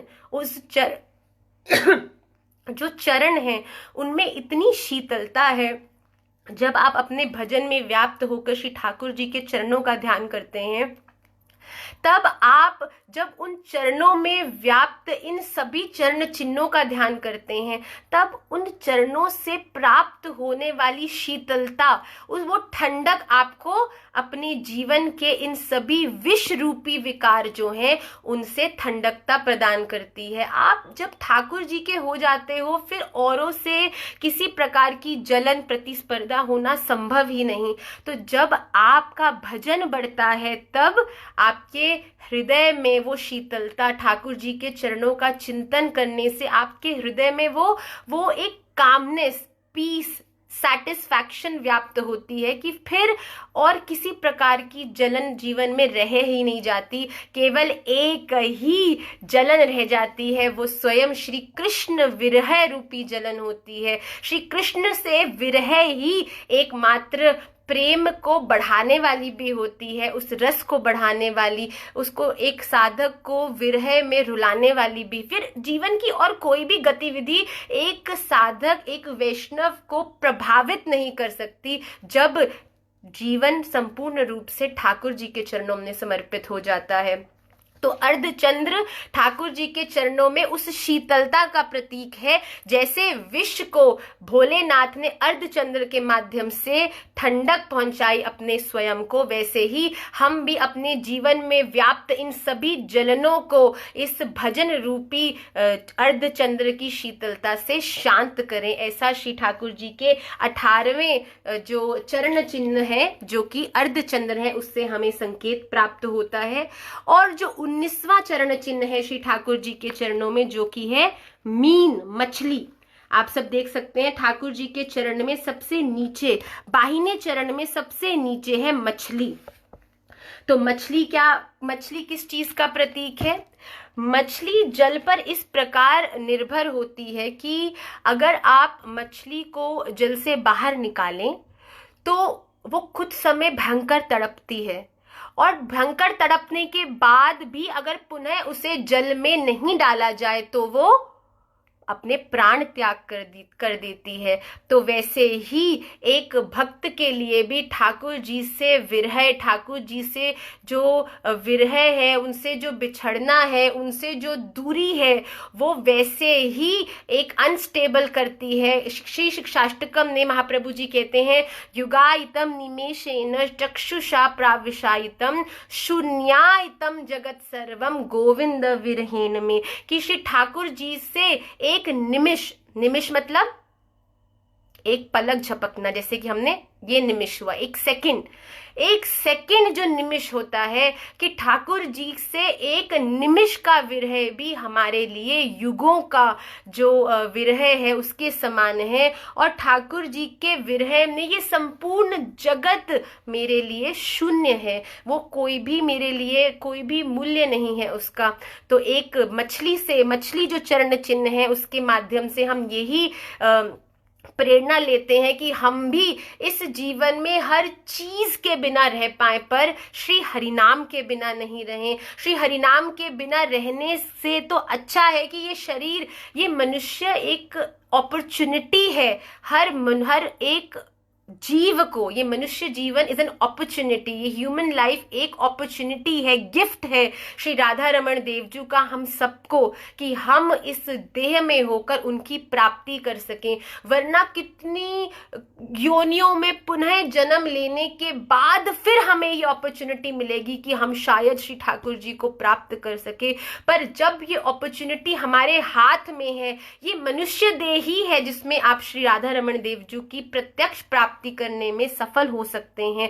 वरना फिर पुनः कितने ही करोड़ जन्म लेने पड़ते हैं इस अपॉर्चुनिटी को दोबारा प्राप्त करने के लिए। तो हम सब इस चीज का सम्मान करते हुए, इसे रियलाइज करते हुए, इस मछली रूपी चिन्ह को सदा स्मरण में रखते हुए सदैव अपने आप को श्री ठाकुर जी के हरिनाम में, उनके स्मरण में, उनकी सेवा में, और ये दिखाने का विषय नहीं है, आपको दिखाना ही नहीं है कि आप श्री ठाकुर जी को माला कर रहे हैं या श्री ठाकुर जी की सेवा कर रहे हैं। अगर आप अपने घरों में भी कार्य कर रहे हैं पर अंतःकरण से हरिनाम सदैव चलता रहे, यही विशुद्ध भजन का स्वरूप है। भजन दिखता कम है और मानसी ज्यादा होता है, वो अंदर से ज्यादा होता है।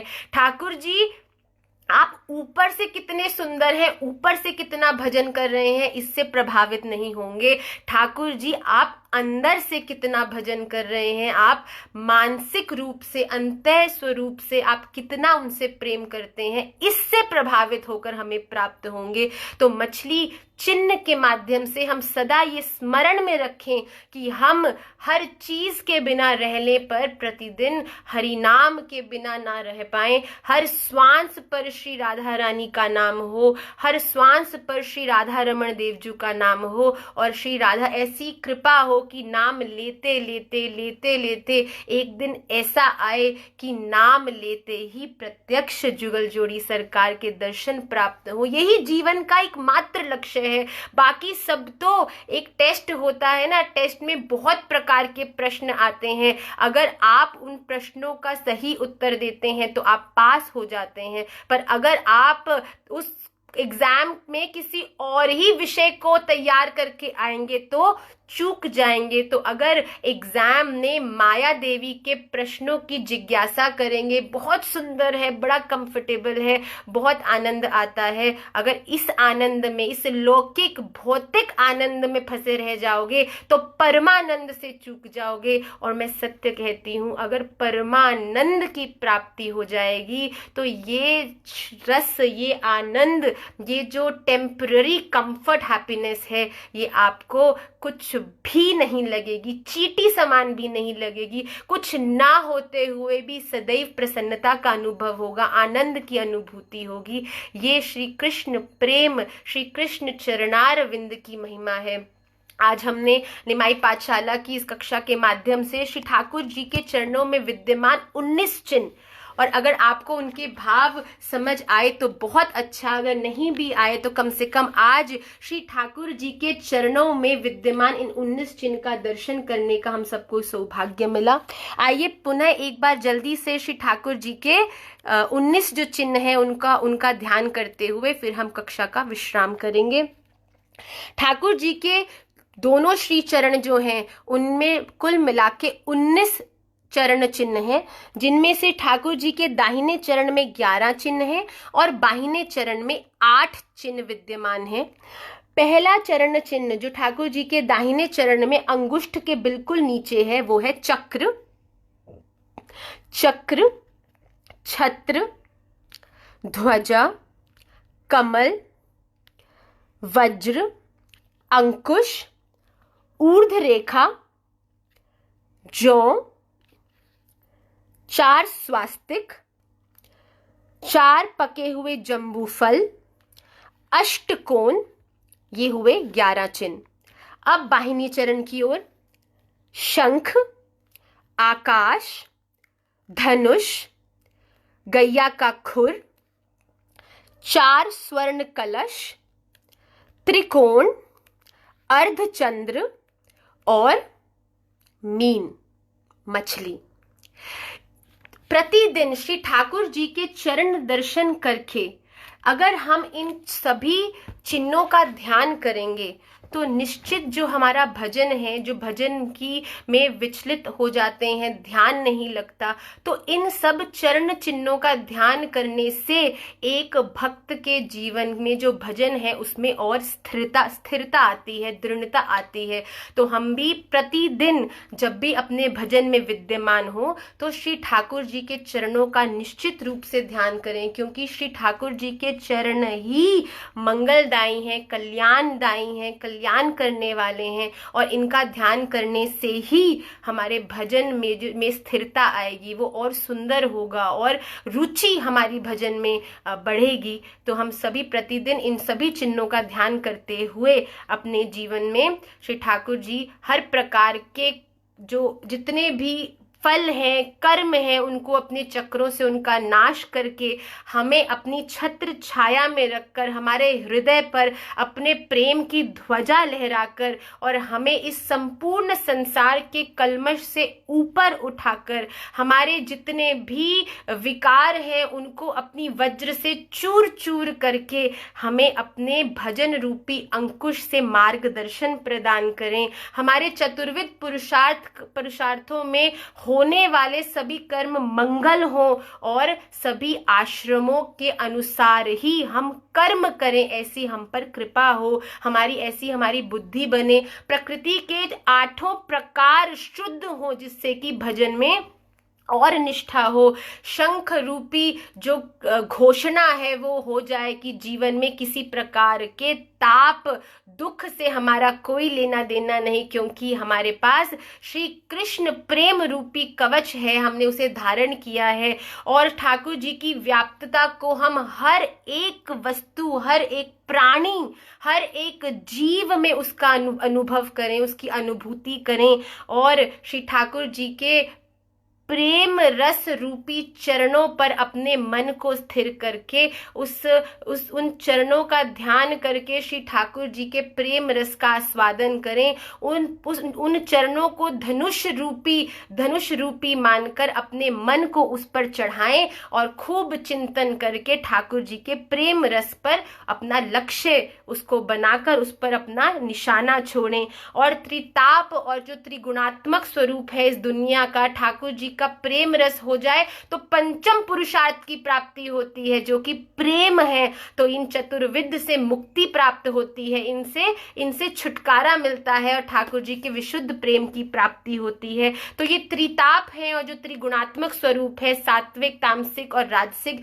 इससे भी श्री ठाकुर जी के ठाकुर जी के भजन से, इनसे भी, ठाकुर जी के चरणों का ध्यान करने से इनसे भी एक वैष्णव को छुटकारा मिलता है, वो भी नष्ट हो जाते हैं। जो ठाकुर जी के चरणों में भर भर के 4 कलशों में, स्वर्ण कलशों में रस विद्यमान है। जो भी साधक अपने जीवन में उनका चरणों का ध्यान करता है, वो उस रसास्वादन को ग्रहण करने योग्य बनता है। तो ठाकुर जी के चरणों का ध्यान करें। उनके चरणों का ध्यान करने से सभी कल्मशों की जो जलन है उससे शीतलता प्राप्त होती है अर्धचंद्र के रूप में। और एक साधक, एक वैष्णव, एक भक्त श्री राधा रमन देव जी से ऐसे प्रेम करने लगता है जैसे एक मछली जल से करती है। वो प्रेम इतना प्रबल होता है कि जैसे मछली को जल से बाहर निकालें तो वो शरीर त्याग कर देती है, वैसे ही भक्त को भी श्री हरिनाम से या ठाकुर जी से या उसके भजन से, ठाकुर जी के चरणों से दूर होने के भाव से ही उसके भी प्राण त्याग हो जाए, ऐसा भाव आता है। इतना प्रेम ठाकुर जी से हो जाए, उनके भजन में इतनी निष्ठा हो जाए कि हर चीज के बिना रह पाए, बट हरे हरे कृष्ण कृष्ण कृष्ण हरे हरे, हरे राम राम राम हरे हरे, हर चीज के बिना रह पाए। पर नहीं रह पाए तो श्री ठाकुर जी के स्मरण के बिना, श्री ठाकुर जी के हरिनाम के बिना ऐसा एक दिन भी नहीं निकले कि हम श्री ठाकुर जी का ध्यान नहीं करें, उनको प्रेम नहीं करें, अपने भाव को उन्हें व्यक्त नहीं करें।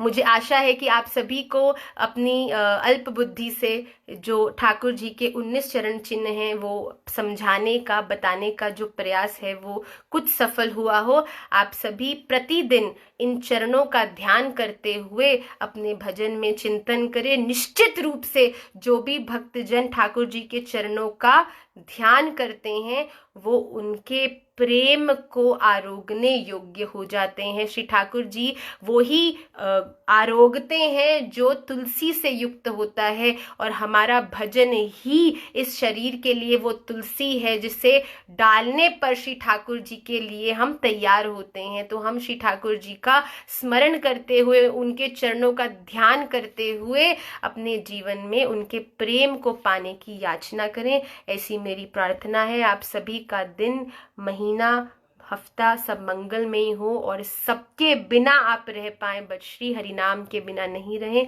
प्रतिदिन श्री ठाकुर जी का स्मरण करें और वो आप सभी का सदा मंगल करें, ऐसी मेरी प्रार्थना है। हम पुनः अगले हफ्ते मिलेंगे, प्रयास करेंगे श्री राधा रानी के जो चरण चिन्ह है उनको हम अगली कक्षा में लें, जो कि अद्भुत हैं। श्री राधा रानी के चरणों की जो कृपा है उसी से श्री ठाकुर जी रीझते हैं, और श्री ठाकुर जी के चरणों के चिंतन पर ही श्री राधा रानी प्रसन्न होती हैं।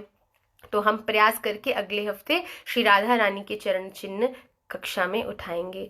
आप सभी का मंगल हो। श्री राधा रमण चरण रतिरस्तु, ऐसी मेरी प्रार्थना है। श्री राधा रमण लाल की जय।